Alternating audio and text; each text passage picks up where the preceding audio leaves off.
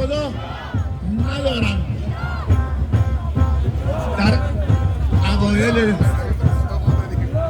یاد یکی از ترانه های خودم افتادم که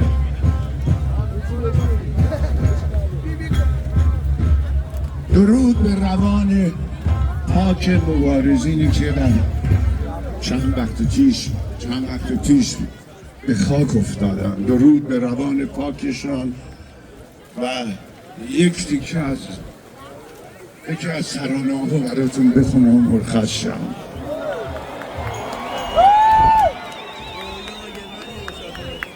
شکفته چون گل سرخ بر سینه های یاران،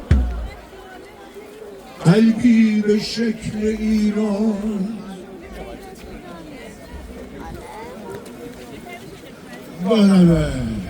شکفته چون گل سرخ بر سینه های یاران، عشقی به نام مردم، قلبی به شکل ایران.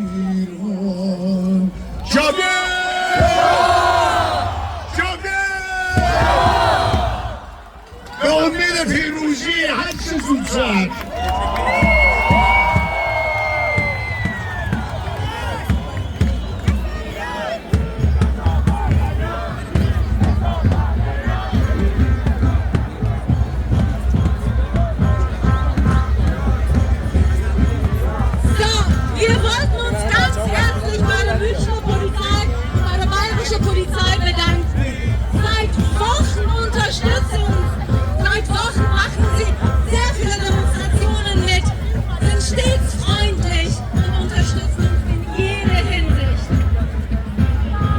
دوستان عزیز، از پلیس مونیخ و در کل از پلیس آلمان که همیشه